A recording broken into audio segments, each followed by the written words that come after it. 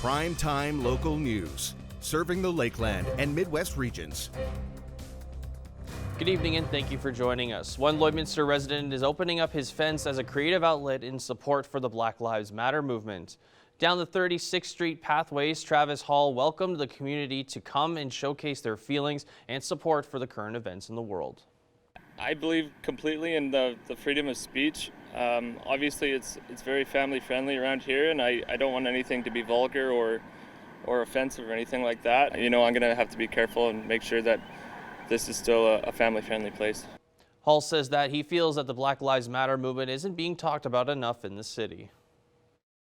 I think when you bring up the movement like Black Lives Matter and racism, and I think it really shows the people that don't agree, you know, they start to speak up, and you start to see that ugly evil that is racism, and you know, it's all over our community. Anyone and everyone are welcome to come and express their views on his fence. The Alberta government announced earlier that this week they will be moving into phase 2 of reopening on Friday. Libraries are one of the services listed that can reopen. Jasmine King spoke with the Cold Lake Public Library on their plans for reopening. I'm joined here with Leslie Price, and she is the director of the Cold Lake Public Library. Now, the Alberta government announced that phase 2 of reopening will start on Friday, and libraries are actually included in that. What was your reaction when this was announced? Actually, we were really excited because we've been ready to go for a while. Our library's been delivering books to people's homes during this time, so they just email us. We've been delivering the books, but we really miss having the people in here. So we were ready to go for the original date, but with the announcement, we're going to open this Monday. And what will be the biggest changes the library will have to make during this time? Well, we have decided that during phase 2, we're still not going to be operating programs because we don't feel it's safe right now to have the children gathering. So we're just going to be basically doing like our, you know, people can sign out books, they can use our public computers. We've taken them apart and set them at safe distances. They'll be cleaned. People will have to sign in and use sanitizer. So our setup of our library is a little different, and we won't be able to give the full 100% of services, but it's a start. Now, you mentioned that you will have everyone sanitizing and that. What will change for if someone takes out a book and it comes back? Will the sanitizing process change for that book? Yes, actually, we've set up a whole new system of our circulation. The books will be sitting for a week once they're returned, and so the person returns it, our staff checks it in so it doesn't show overdue, and then it sits for a week before it goes back on our shelf so it's safe for the next person. And will you be allowing less people in the library during this few first weeks? No, we do have a limit as the government suggested per square foot, so we will have a limit of up to 30 people. We have 2 branches, so it'll be 30 people per branch at a time, and then, yeah. And you mentioned that you were excited when this was announced that you could reopen on Monday. Why were you so surprised? Were you expecting to wait a little bit longer before the library could actually reopen?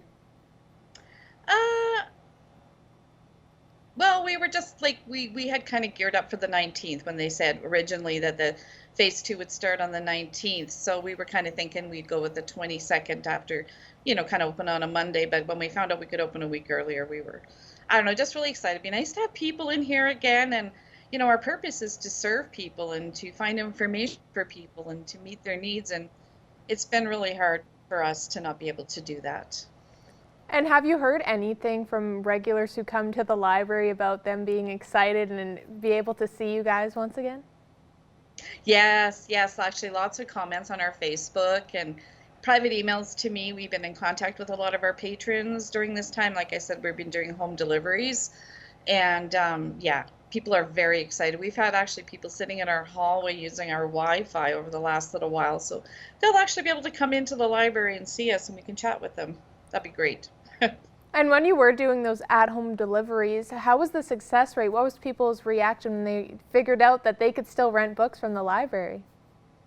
They loved it. They absolutely loved it. We've been getting thank you cards from kids and pictures sent to us, and Yeah, and it's been very well used.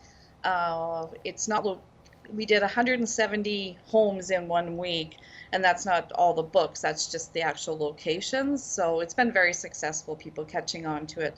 And our staff has loved to be able to wave at the kids from the windows, and some of the kids have made banners to say hi to the library staff.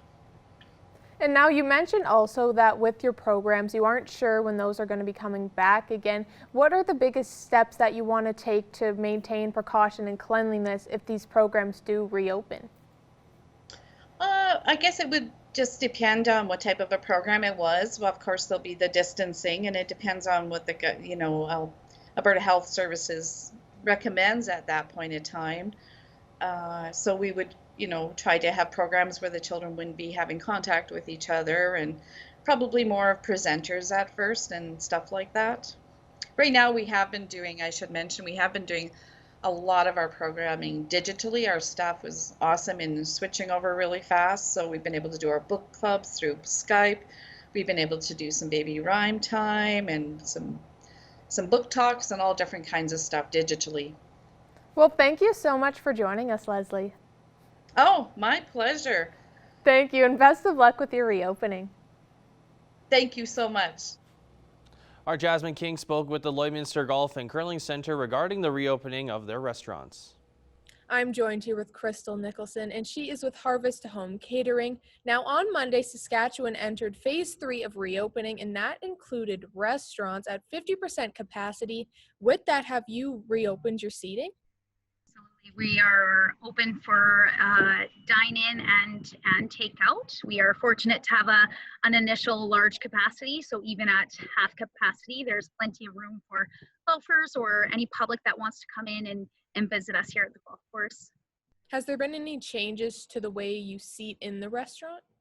Most definitely, we are following all guidelines and regulations that have been put out. Appropriate distancing and spacing and capacity at each table is definitely a must. And so it's very clear when you come in, there are arrows, there's signage, all of that kind of happening in the clubhouse. And what has been the biggest changes you've had to make to your operation as, you've had to adjust to these new rules?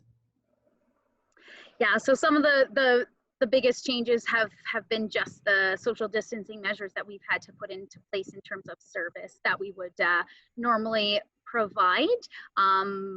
But customers who have been coming up have been happy with the service that's available, and everyone has been very respectful in terms of following the arrows and the ins and outs and whatnot. So yeah, I'd say that's the biggest thing, is just adjusting a little bit to what was normal practices.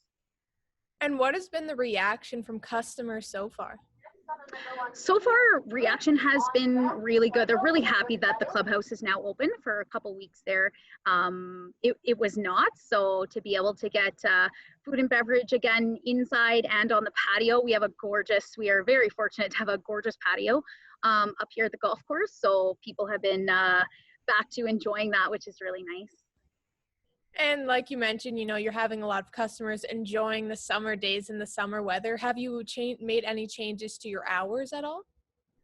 Initially, we had reduced hours, and now we are back open.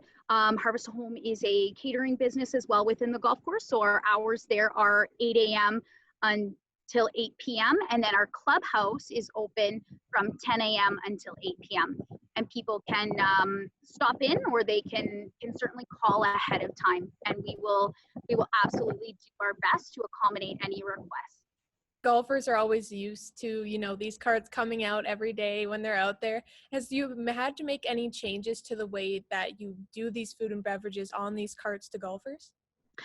Yes, the carts aren't out yet, but there will be some changes there, contactless kind of points of delivery and payment and whatnot. And it's all very clear in our setup here. People have felt very comfortable. They're not confused at all. So yes, of course, changes are being made. Our new norm is becoming apparent in what we do.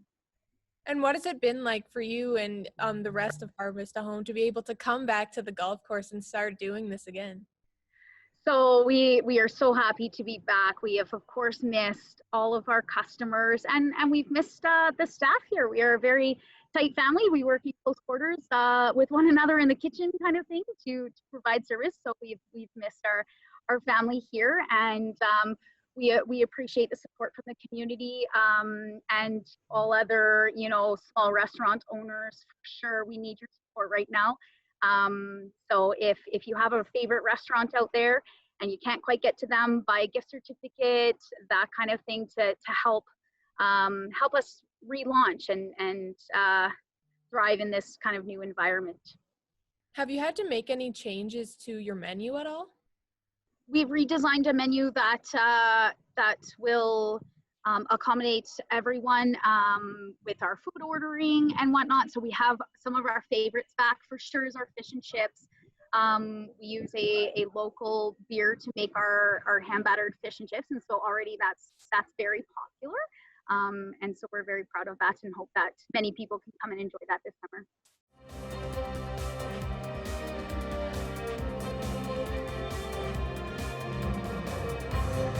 It's great to be joined by Katie Smallhorn, the Communications Director of New Life Community Church here in Lloydminster. Thanks for taking the time to talk with me today.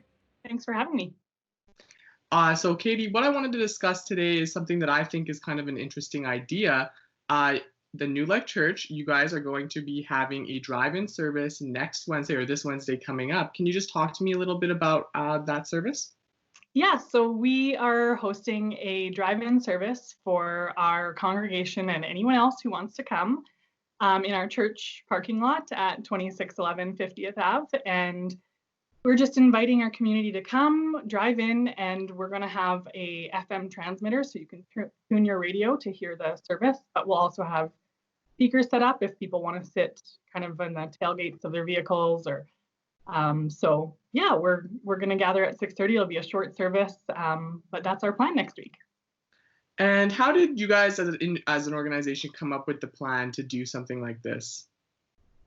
Well, we've been looking at ways to regather while still respecting the safety protocols in place. And we thought this was a really creative idea that we had heard about a couple other churches in different towns. I know there was a church in Bonnyville that did something similar. So we thought, we've got a big parking lot and we can make sure that people maintain social distancing, but still be able to kind of see each other. And we've got a few families that have grads this year that attend our church, and we really wanted to acknowledge them and celebrate them. So we're going to be doing that as well. That's awesome. And you mentioned physical distancing and some safety protocols. So what kind of rules are going to be in place at the service? People thinking can't get out of their cars? Yeah, we're going to encourage families to stay in their vehicles. The church facility will be closed. No one will be able to enter for any reason. But yeah, the vehicles, we're going to have some parking attendants helping people park their vehicles 2 meters apart. And yeah, we're asking that people stay in their cars. And yeah, it's going to be pretty much contactless as much as we need to be. Yeah. And I just wanted to talk a little bit about how things have been going for the past few months at the church. How have you guys been doing services and adapting to the new rules that were put in place? Yeah, so since March, we've been providing online services that are pre-recorded, which are available at our website, newlifecommunity.ca. So people have been tuning in from their homes and watching our services. And we've even done a couple live worship nights on our Facebook page. So we're trying to connect with people that way. People are also gathering in like Zoom small groups to stay connected as a community. So that's what we've been doing. It's been different, but we're trying to adapt the best we can to stay connected and continue growing and learning together as a community. So that's good to hear. And looking forward, under the Reopen Saskatchewan plan, church and faith organizations are a little bit down the road. Have you guys started any work to prepare to start to reopen, or have you been hearing anything maybe from government organizations? Yeah, our Director of Administration, Karina, she's been in touch with the Saskatchewan Population Health Authority almost on a daily basis because we are just so eager to reopen. But for now, the only steps we've taken is this drive-in service, and this is kind of a trial run. We'll see how it goes. It's definitely an experiment. It's nothing we've ever done before, but this is kind of our attempt to still gather until we can really gather in person. We can't have our full congregation in our building because we have a fairly small sanctuary. So to maintain social distancing in our sanctuary would be pretty difficult. So for now, we're trying to do this outdoor thing and see how that works. And why did you guys choose the Wednesday? Was it just to test it out? Was there any significance to that date?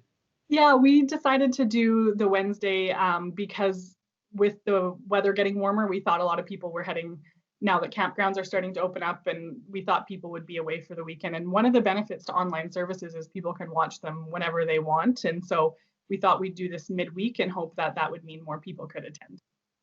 Perfect. Thanks for taking some time to talk with me today. And before we go, can you just give us maybe how people can find out some more information about your church or the service in general?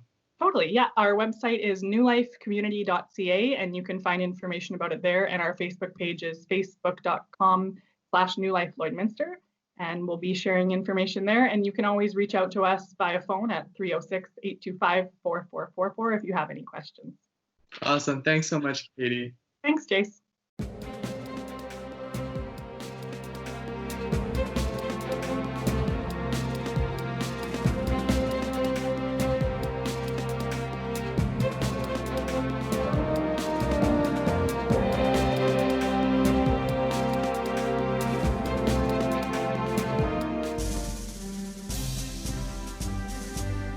Today's oil prices are brought to you by First General Services.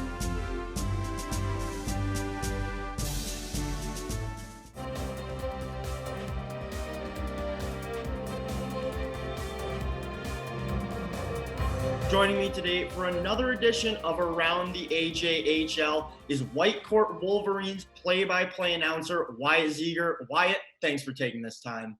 Hey, thanks, Evan, for having me. I really appreciate it. Now, Wyatt, obviously, you were very close with Whitecourt this season, watching them go 32-17 and 9, and especially them take off in the second half of the season. What do you credit that success to? I really credit a lot of that to head coach Sean Martin. They were a 500 team about until December, and December, the wheels started to fall off the wagon. Really highlighted, they had an 11-2 loss to the Brooks Bandits. They only picked up 2 wins in that month of December. And instead of taking a longer Christmas break, I think what was decided between Captain Adam Sandstrom and head coach Sean Martin was that the boys were going to come back a little earlier to get back on the ice. And the rest is history. They finished the season 24-5, and they were able to leapfrog a Bonnyville Pontiacs team who had 18 points on them by Christmas. So it was an incredible second half of the year for Whitecourt. And I think you really have to credit that to Sean Martin's coaching philosophy and the leadership of Adam Sandstrom. And I mean, Sean Martin, obviously, first season as the full-time head coach in Whitecourt, learning behind former and I guess current still AJHL legend Gord Thibodeau. What did you see from Sean Martin that really helped him capitalize and use his players in the right ways? I think Sean, and this is just going off maybe my first time meeting him, he's a very intimidating person right off the hop. And I think that gains a lot of respect in the locker room when you know how hard he's working, and especially after the coach he had to replace Gord Thibodeau, who, like you said, 27 years now in the AJHL. He's a legend. But I think it was just taking a week at a time, and he didn't set too many expectations for the team because, of course, Whitecourt wasn't expected to be one of the top 3 teams in the North. They were supposed to be hovering around that 4 to 5. So it really, just the hard work he put in, I think the trickle-down effect of that really affected the rest of the team. Now, a guy that you mentioned just a little bit earlier, Adam Sandstrom, nominated for top defenseman in the AJHL. Unfortunately, he lost to Michael Benning of the Sherwood Park Crusaders. But just talk about his season, especially really breaking out into that leadership role as the captain of the Wolverines. Of course. So Adam Sandstrom was the heartbeat of the Whitecourt Wolverines last year. The man would play nearly 30 minutes a game. He was the safety net. He played in every situation, whether it was power play, shorthanded, 5-on-5. He would be the one who would step in to take down a guy who threw a nasty hit. He really was just the leader of that team. I thought he would have had a better chance at winning Defenseman of the Year last year, but of course the points Michael Benning put up, that's pretty hard to ignore. Those are some Cale Makar numbers. They lose him to Nate next year, a place I know we're both pretty familiar with, as well as Braden Labant. Those are going to be 2 huge holes to try and plug on that roster. But one person who I think could be capable of that is defenseman Ethan Green. He's another player who saw a lot of time on that power play, a bit of a quarterback. 8 goals last season to go with 32 points. 5 of those goals came on that power play. So I'm excited to see how he develops going into next season, and if teams are going to key on him if the points drop, or if his star is still rising in the AJ. And Green was second on that Whitecourt D-core in points. Whitecourt does have some young faces coming in to replace some of those older guys, the 20-year-olds that we've mentioned here. One of the young guys being Ethan Lair, 17 years old, but he put up 48 points in 55 games. What can we expect from this guy in the future? Even more. I think next year he's going to be an over point a game player. I would peg him almost in the 70-point range, because I think a lot of people forget, because AJHL injury news doesn't really make the headlines. He suffered a concussion last year and he missed some time. And I think, as we both know, even when you come back from a concussion, there's still a bit of a jet lag trying to get your feet back under you and get your headspace normal. And even with that, he's finished with 48 points, 55 games, like you said. And he also led the team in scoring in the playoffs with 7 points in 6 games. So I think that's a player that Sean Martin is going to be really keying in on next year, and will be definitely a top line player and probably one of the more premier scorers in the AJHL. Well, it sounds like big things are going to be coming out of the Whitecourt Wolverines system. Wyatt, it's always a pleasure talking to you. Thanks for taking this time. Thanks for having me again, Evan. Appreciate it. UFA is opening up applications for the second year of its Rural Communities Foundation grants. Eric Bay has more on how it's being used to give back.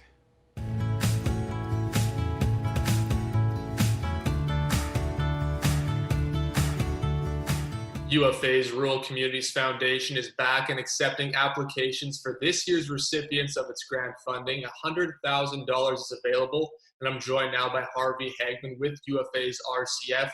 Harvey, thank you for your time today. And first off, can you just tell me a little bit about the RCF and what it is? Well, the mandate of the Rural Communities Foundation, Eric, is to improve the sustainability of farmers and ranchers in Alberta by improving access to funding for educational, recreational, and cultural facilities and programs in those communities where UFA participates. Our RCF was created by the United Farmers of Alberta. And now, what was the reason for kind of creating this foundation, this fund for these rural communities? Well, we thought it would be good to set up a foundation to give back to the farmers that have been loyal to us for over 100 years. And there was some equity that was left in United Farmers of Alberta, and that equity we've capitalized and put into the Rural Communities Foundation so that it'll do lasting good in rural communities forever, really. And now you guys started handing out some of the money there last year, including to Paradise Valley, actually, by Lloydminster. Can you just tell me, I guess, some of those maybe projects or things that you guys are kind of looking for if people are thinking of applying?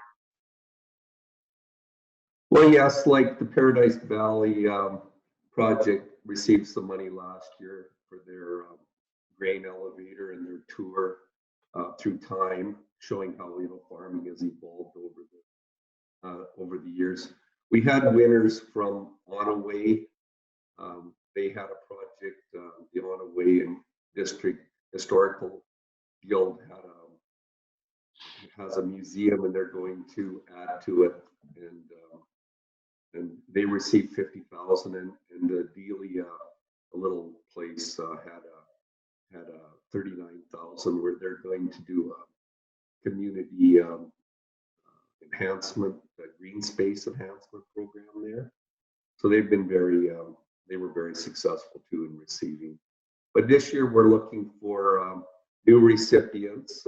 It's opened on www.rcfufa.com.